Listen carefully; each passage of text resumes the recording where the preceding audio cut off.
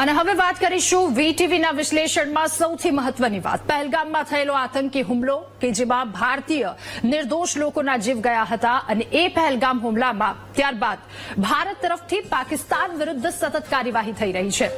ભારતે સિંધુ જળ સંધિ પરના રોકના નિર્ણય હેઠળ પાકિસ્તાન જતી ચિનાબ નદીના પાણી રોક્યા છે। આજના સૌથી મહત્વના સમાચાર પાકિસ્તાન જતી નદીના પાણી રોકી દીધા છે।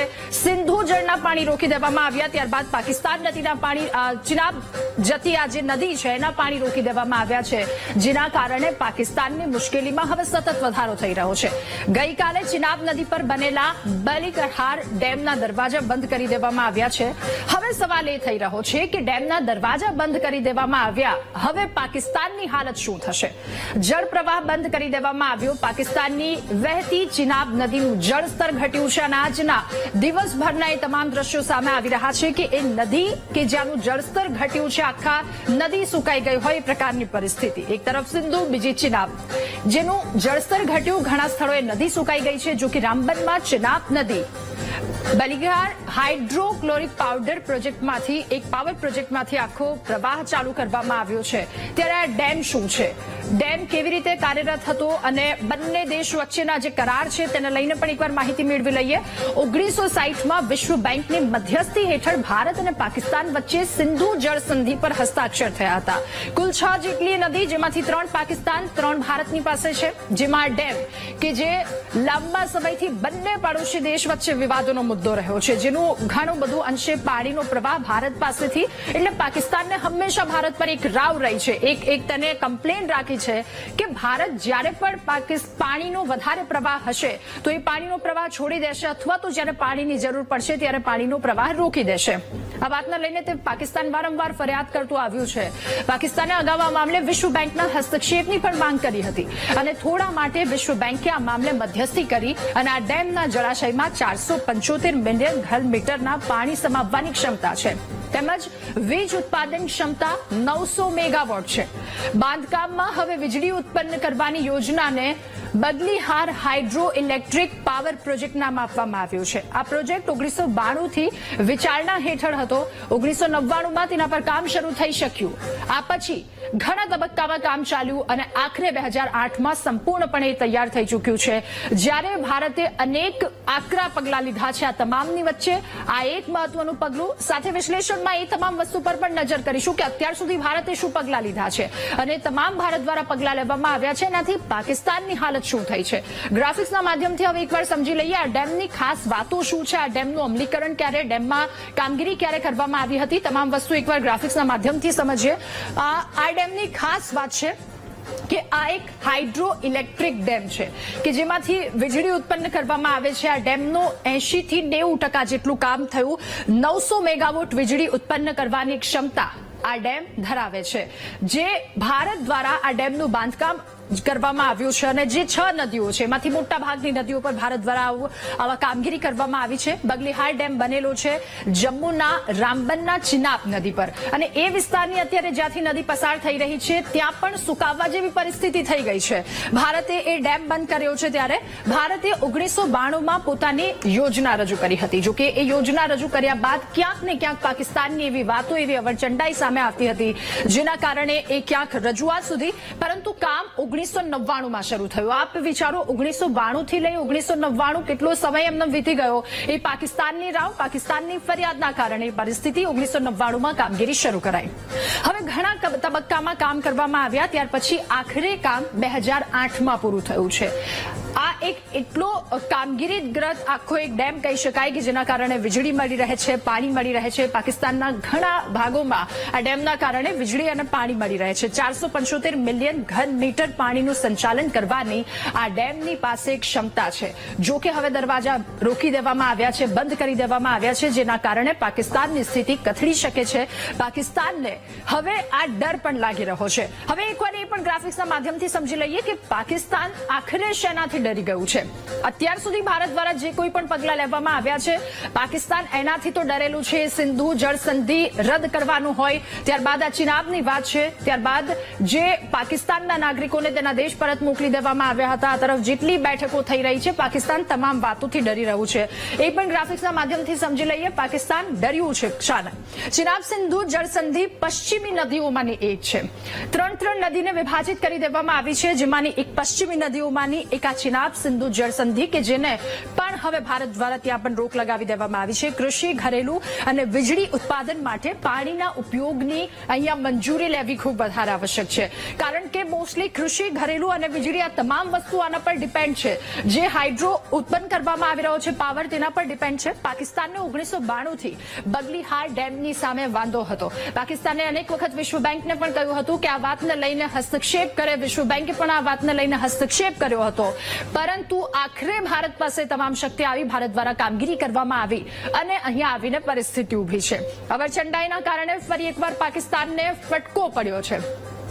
આ તમામની વચ્ચે સૌથી મહત્વની વાત એ પણ કહી શકાય કે બંને દેશ દ્વારા જે અત્યારે હાલ તણાવની સ્થિતિ ઉભી થઈ છે, ભારતમાં એક બાદ એક બેઠકોનો દોર શરૂ કરી દેવામાં આવ્યો।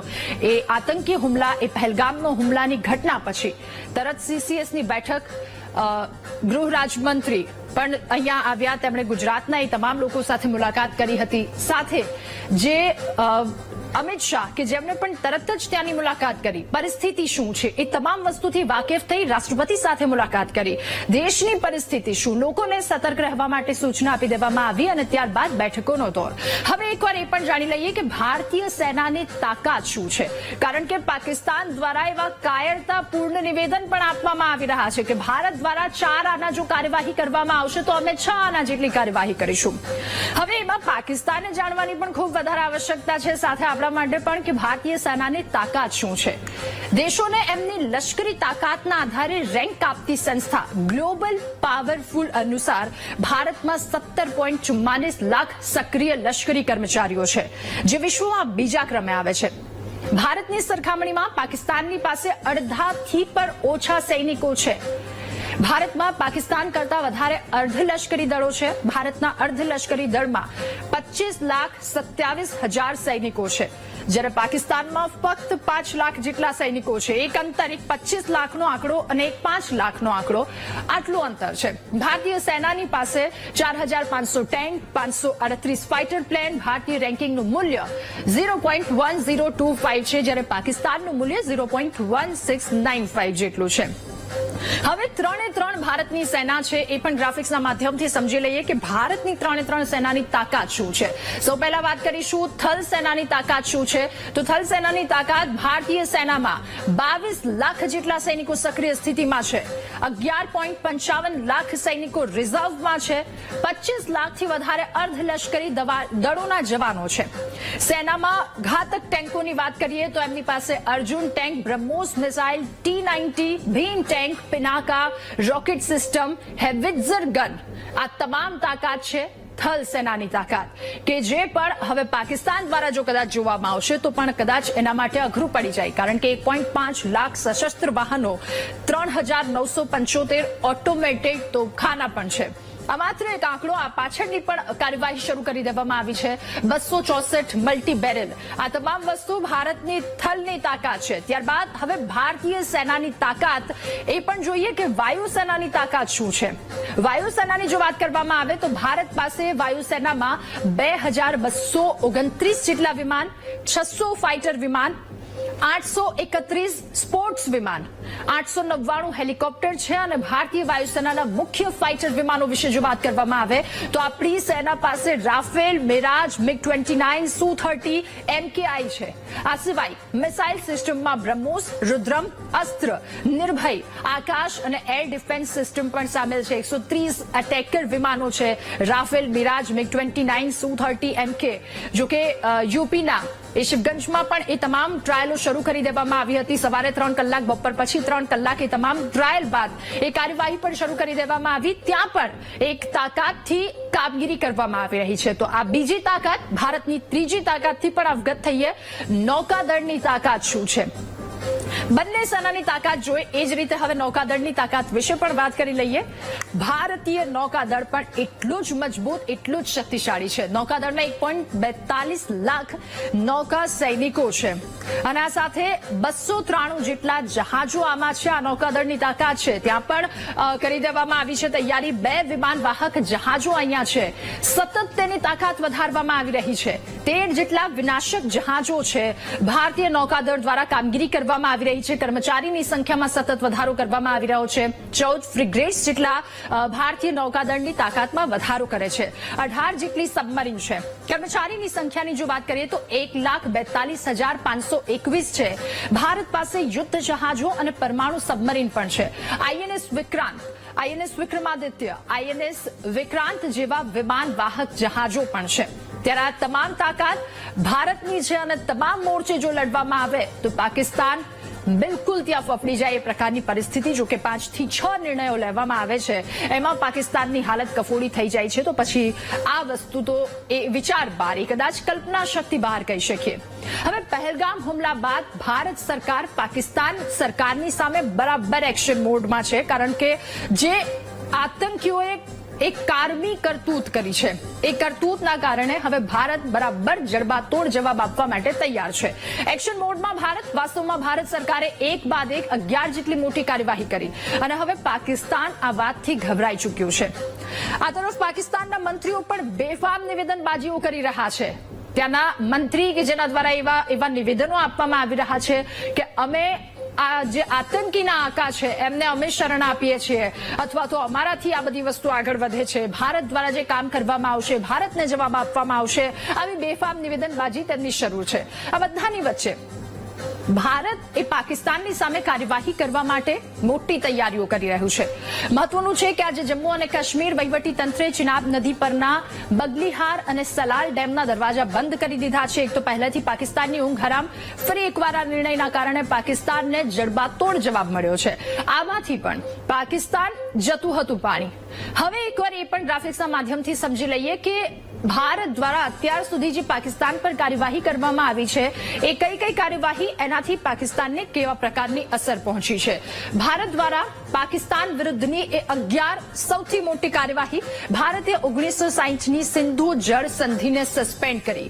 એસીસીએસની બેઠક પ્રધાનમંત્રી નરેન્દ્ર મોદીની અધ્યક્ષતામાં, રક્ષામંત્રી રાજનાથસિંહ, અજીત ડોભાલ સૌ કોઈ બેઠા હતા. એમની અધ્યક્ષતામાં નિર્ણય લેવામાં આવ્યો. અટારી વાઘા બોર્ડર બંધ કરી દેવામાં આવી. ભારતીય નાગરિકોને ભારત પરત ફરવા માટે કહી દેવામાં આવ્યું, જ્યારે પાકિસ્તાનના નાગરિકોને ત્યાં જવા માટે કહી દેવામાં આવ્યું. એ નિર્ણય સાથે પાકિસ્તાની વિઝા રદ કરી દેવામાં આવ્યા. 24-48 કલાક અને એનાથી વધારે સમયમાં પાકિસ્તાની નાગરિકોને દેશ છોડી જવા માટે કહી દેવામાં આવ્યું હતું. પાકિસ્તાની દૂતાવાસ પર કાર્યવાહી, સાથે હાઈ કમિશન પણ બંધ. રાજદૂતોને ઘર ભેગા કરી દીધા. રાજદૂતોને ઘરે જવા માટે આદેશ આપી દેવામાં આવ્યો. હાઈ કમિશન બંધ કરી દેવામાં આવ્યા. સાથે આતંકીના ઠેકાણા પર કાર્યવાહી કરવામાં આવી. સમાચાર પણ અમે સતત બતાવ્યા કે આતંકીના ઘરમાં ઘૂસી એમના ઘર પર બુલડોઝરે એમના ઘર તોડી પાડવામાં આવ્યા છે. એ તમામ કાર્યવાહી પણ, સાથે ડિજિટલ સ્ટ્રાઇક પણ કરવામાં આવી. એક્સ હેન્ડલ બંધ કરી દેવામાં આવ્યા. સાથે સાઇટ્સ પર પ્રતિબંધ મૂકી દેવામાં આવ્યો. કેટલીક યુટ્યુબ ચેનલ પાકિસ્તાનની જેને પણ બ્લોક કરી દેવામાં આવી છે. તમામ સિરિયલો, એ તમામ વસ્તુ બ્લોક કરી દેવામાં આવ્યું છે. ત્યાંના રક્ષામંત્રીના એક્સ ટ્વિટર હેન્ડલને પણ બ્લોક કરી દેવાયું છે. અન્ય કાર્યવાહી પર નજર કરીશું. એર સ્પેસ બંધ કરી દેવાયો. 23 મે 2025 સુધી એર સ્પેસ બંધ કરી દેવામાં આવ્યો છે. આદેશ આપવામાં આવ્યો કે આ તારીખ સુધી તમામ વસ્તુ બંધ કરી દેવામાં આવશે. તો એર સ્પેસની તમામ સેવા બંધ કરી દેવામાં આવી. પ્રત્યક્ષ અને પરોક્ષ રીતે આયાત પર પ્રતિબંધ. ડાયરેક્ટ કે ઇનડાયરેક્ટ કોઈ પણ રીતે જો આયાત પાકિસ્તાનથી કોઈ પણ વસ્તુની કરવામાં આવતી હોય તો એને બંધ કરી દેવા માટે સૂચના આપી દેવામાં આવી. ભારતે ચેનાબ નદીનું પાણી પણ રોક્યું છે. સિંધુ બાદ ચિનાબ નદીનું પાણી રોકી દેવામાં આવ્યું. એ પણ એક સૌથી મોટી કાર્યવાહી કરવામાં આવી. એટલે આ તમામ કાર્યવાહી જે કરવામાં આવી છે એના કારણે પાકિસ્તાનની ઊંઘ હરામ થઈ છે. પાકિસ્તાન દ્વારા જ્યારે આવી કાયરતાપૂર્વક કામગીરી કરવામાં આવી છે, કરતૂત કરવામાં આવી છે, ત્યારે ભારતે એનો જડબાતોડ જવાબ આપ્યો છે. આટલા દિવસો વીત્યા, એક બાદ એક બેઠકોનો દોર, એક બાદ એક શક્તિ પ્રદર્શનો પણ થઈ રહ્યા છે. ત્યારે હવે પાકિસ્તાનની ઊંઘ હરામ છે કે ભારત દ્વારા કેવી કાર્યવાહી કરવામાં આવશે.